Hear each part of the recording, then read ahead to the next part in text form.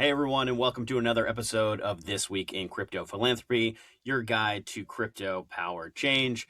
Nick Mikulewski with the Giving Block here, and another week, another great guest. Really excited today to be speaking with Saad Kurdi, who's the International Fundraising and Events Manager at Children's Cancer Center of Lebanon. I'm going to actually read Saad's bio really quickly and then bring him into the show. So Saad Kurdi is the International Fundraising and Events Manager at Children's Cancer Center of Lebanon. He's got about 14 years experience in fundraising, and he leads global campaigns, donor engagement, and major events that support children receiving life-saving cancer treatment at no cost. His work plays a critical role in connecting international donors to CCCL's mission and sustaining care for families in need. Couldn't think of a better cause to talk about today. Saad, welcome to the show. Thank you. Thank you, Nick. Yeah. So, Saad, what was the genesis of your work in fundraising and, getting connected to Children's Cancer Center of Lebanon? How'd you get there? Honestly, my background is something completely different. I used to work in events in the corporate world, and I was contacted by one of the headhunters trying to get somebody who's versed with events and knows how to organize some events. And I was contacted, and that's how I got into this organization. I've been with them for 14 years, as you said, and I don't think I'm gonna be leaving anytime soon. It's such a wonderful place and such a wonderful cause to work for.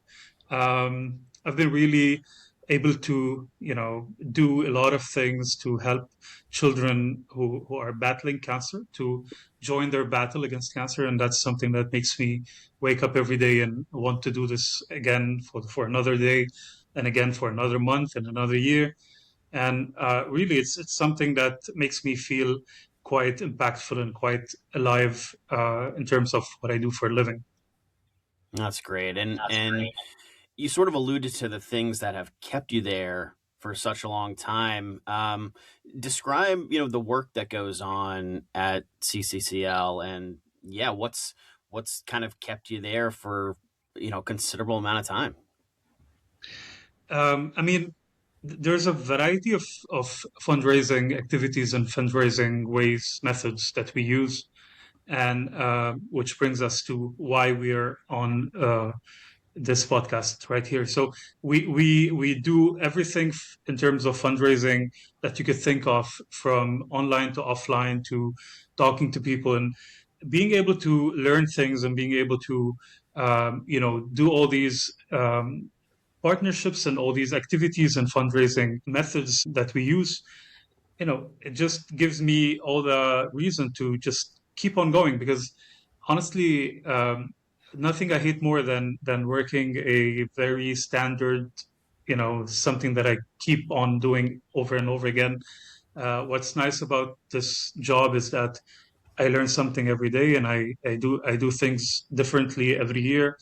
We're doing completely different things in completely different parts of the world. I'll get into our international work in a little bit. We work not only in Lebanon, but all over the world in order to be able to raise more funds to treat more children at CCCL. So really, it has been such a great experience for me to be part of this organization and grow with this organization. When I started it was, we did not have all this reach into the world, and year after year we were reaching out to new places and new communities, and that really just made me feel like I'm in the right place.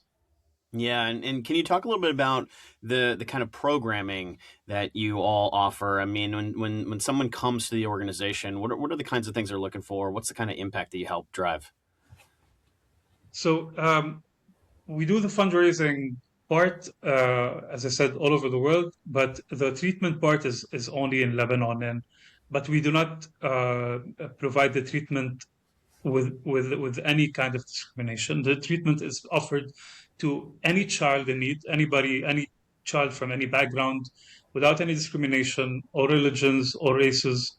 all backgrounds, all nationalities.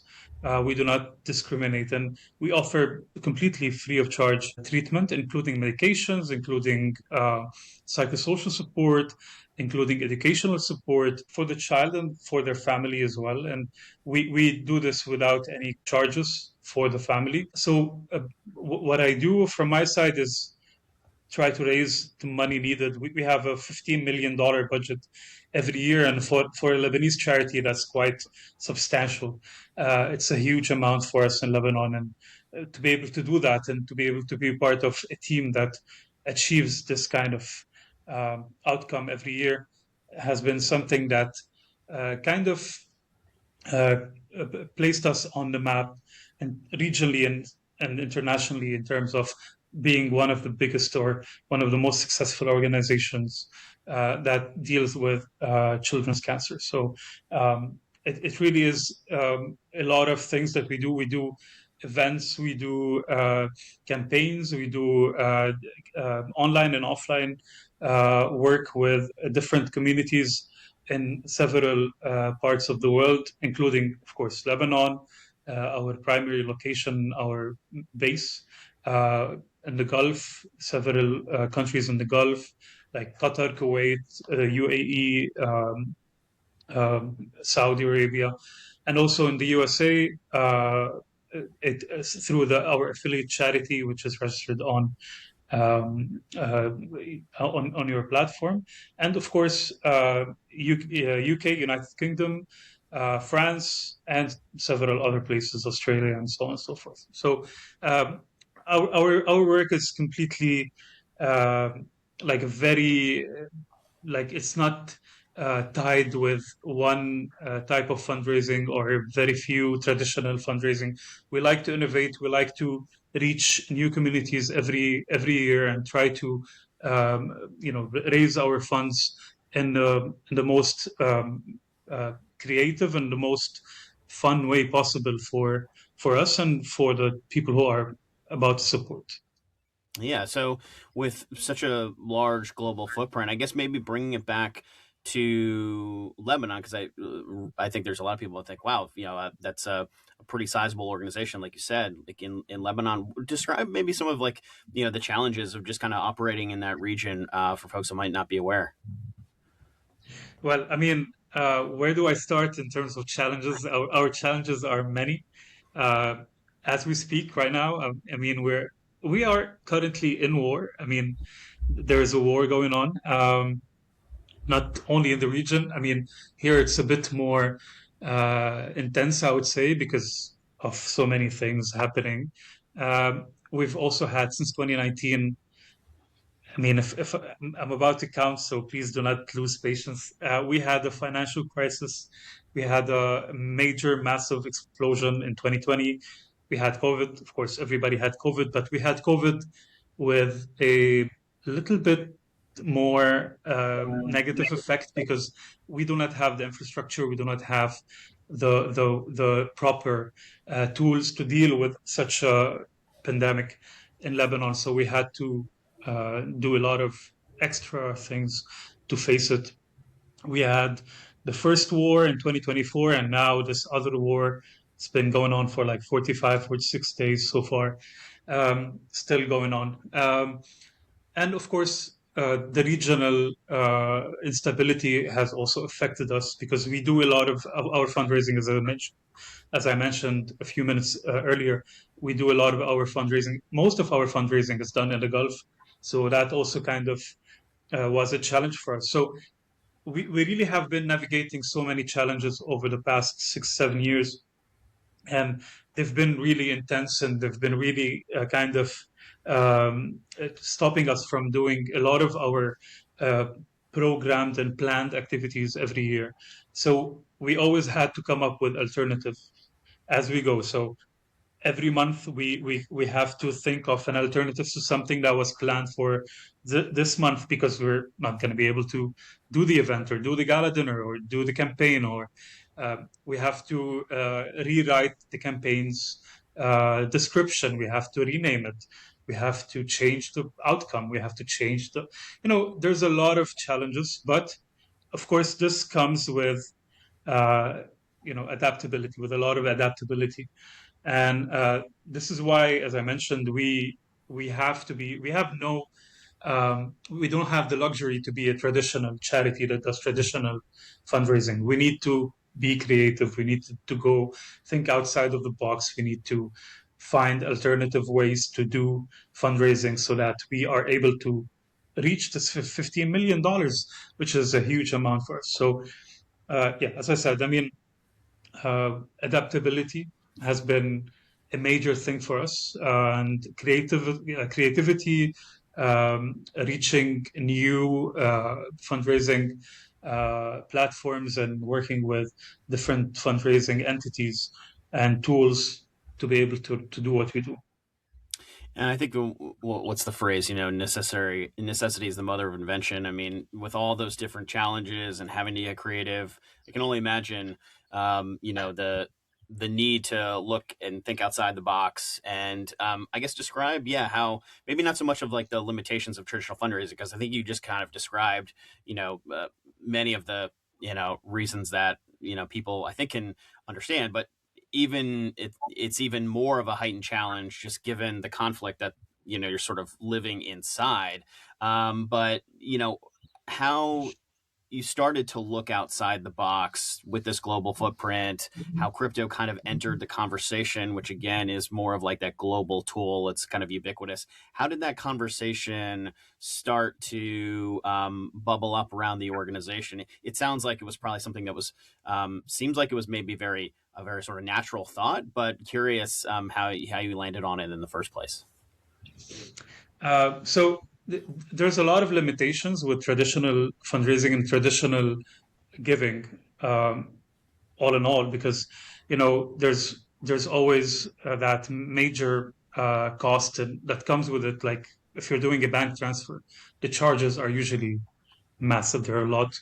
Um, you go to like in person donation pickup. You're gonna send a mail. You're gonna send DHL. You're gonna send whatever. I mean, this all comes with logistical cost, time, more charges, more money. So we really had this conversation, I think, a couple of years ago or 3 years ago, um, and said, I mean, we really need to go to new communities, and we need to have all types of uh, payment and donation accepting methods and tools on our platform. And we need to be present in all of these communities, such as the crypto community. It's a major thing all over the world, and we really need to follow suit and be able to have the proper means of donations for those who do not want to do the traditional bank transfer, or like send us cash or mail us a check. Um, and people are moving away from these things, slowly. I mean, maybe with the exception of online donations using credit cards, the other two methods are, we're seeing them slowly disappearing, like just honestly vanishing, if I may say, in many parts of the world, but more specifically in places like the US or the Gulf. So we really needed to have that kind of platform or mean of donation present and available for those who are in this world, who have now moved almost completely to dealing with cryptocurrency through different reputable platforms. And that's why we wanted to be part of this community and reach out to them and kind of tell them that, I mean, we know that you're not into traditional fundraising. Here's what we can offer. We're here with you in this platform. If you'd like to support us, please go ahead. I mean, we have this tool for you that you can use. We are registered on this major, very reputable, trusted platform. Please donate to us. So this not only gives us an alternative, or provides us with a way to kind of, I would say,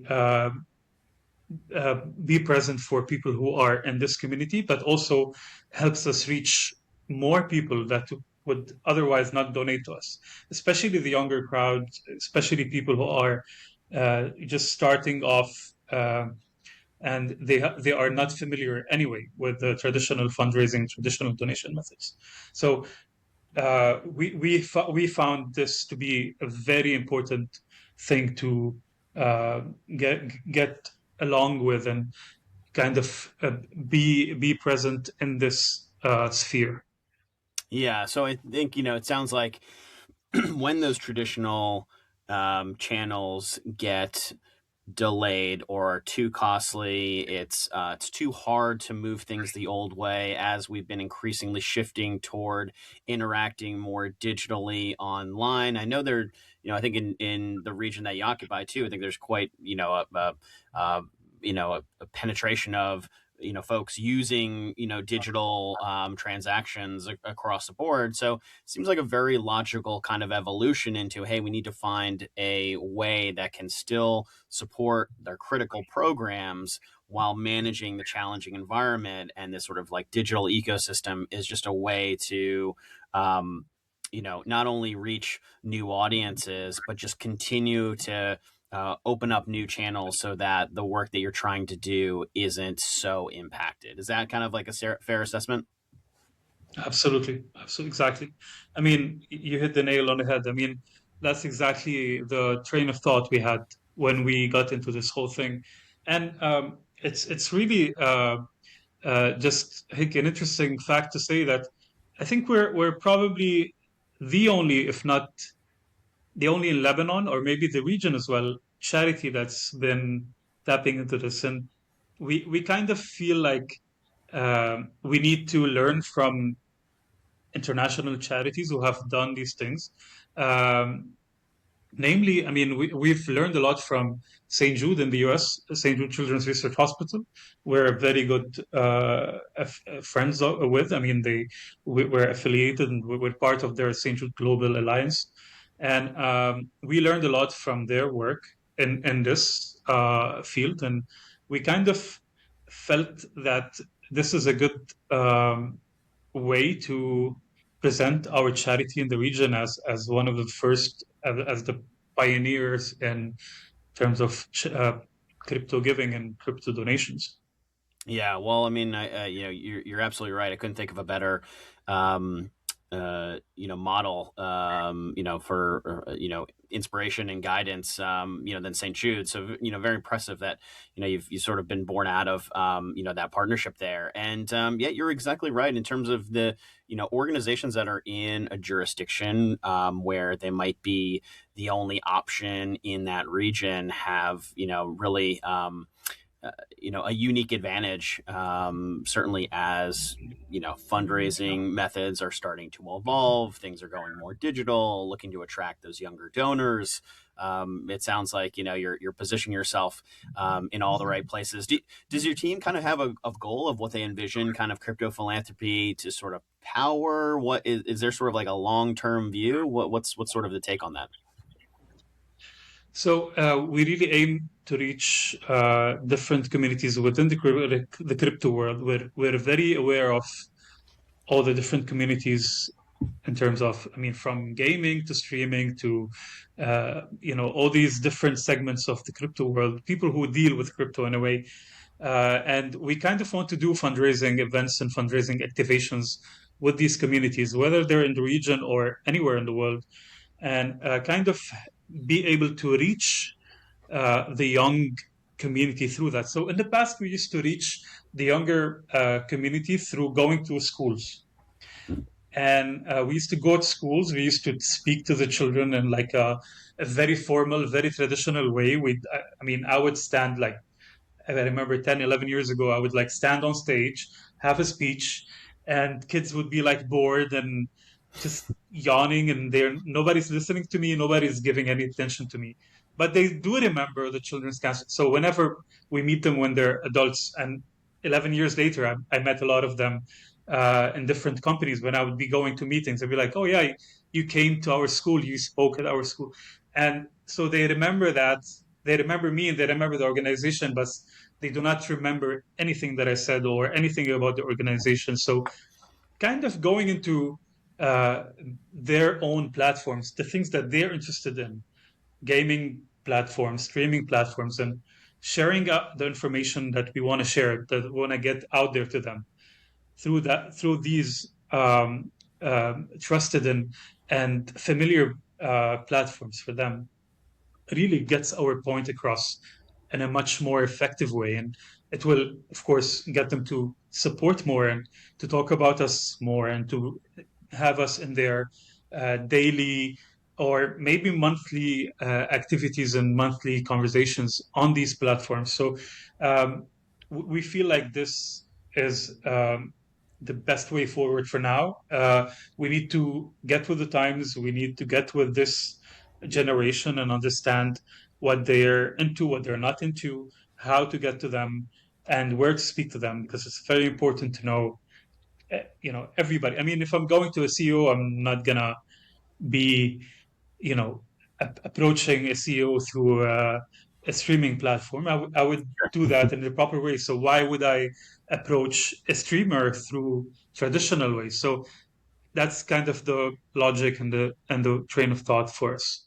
Yeah, no, I think that makes sense. And I have to imagine that it has to be a little bit interesting now with just the mechanism of crypto that exists that didn't exist before. So you mentioned like going to the schools, like by the way, incredible long game to sort of put that sort of kernel and as something that they kind of retain and kind of come back to over the decade. So kudos to the marketing effort to have that sort of stay in people's minds. That's fantastic. And then I think as the years sort of tick over with those traditional channels and things being harder, this seems like a great tool to again engage those younger donors in those kind of communities that you mentioned. It probably gives you a way of just connecting better for longer, and of course the mechanism of giving digitally just allows for that generosity to kind of flow as the years take on, where it might have been harder in the past. You kind of have to wait till they're older and they have traditional kind of banking, assets and things like that. But of course, once those assets get harder to move, this, crypto sounds like it could be a really versatile tool for the next evolution of the organization. Absolutely. All Absolutely. right. Well, Saad, what else maybe I want to kick it over to you if there isn't anything I've asked about, something you just want the audience to know, kind of want to give you free reign here. So yeah, want to let you sort of tell the audience something that maybe I haven't asked about. Just want to share one message that cancer doesn't wait. And I mean, we do not wait at all. Every time we're faced with a challenge, we do everything we can in order to face whatever challenge we're facing. And now we're facing, I think, I would say one of the biggest challenges so far, because, we've had a lot of challenges that I mentioned earlier on, and that kind of got us into an already big deficit. And now we're about to face another much bigger deficit, along with the deficit that we still have not closed. And I invite everybody listening today to support us. I mean, you can go onto our website cccl.org.lb or ccclusa.org if you're in the US. Find out about us, learn about the Children's Cancer Center and the work we do, and support us today because we really need everybody's support. You can also donate to us on the Giving Block. Very proud partners, very happy to be part of this very reputable and very transparent platform, along with many, many, many thousands, I would say, of organizations that are there. And we're very happy to be on it as CCCL USA. So please do check us out there. And if you have some crypto laying around, please do donate. Send it over to us. We know what to do with it. We have a lot of work. We have a lot of children to support with this kind of donation and money. So thank you again, Nick, for having us, and we really look forward to building this, building our existence on the Giving Block platform and in the crypto world with you. And we thank you for this opportunity to speak about the work that we do and to have this very interesting conversation. And it's a learning process for us. And we really are very excited about this journey. Well, I was just speaking to a large international NGO just this week, talking about deploying more crypto to their programs. They're a global organization in a lot of challenging jurisdictions, just like yourself. So I think that's what's so interesting about this community is it's global, it's everywhere. Money moves at the speed of light to support some great causes, including yours. So we'll put all the relevant links in the show notes if folks want to learn more. But Saad, this is a really great conversation. I'm really encouraged by what you guys are doing. Can't wait to sort of see how this program evolves. Just given the fact that you're in a unique spot, you're adapting to sort of the modern ways that people are moving assets and continuing to give to charitable causes. So wish you and the team all the best. Thanks for joining the show. And for everyone else, we will see you next time.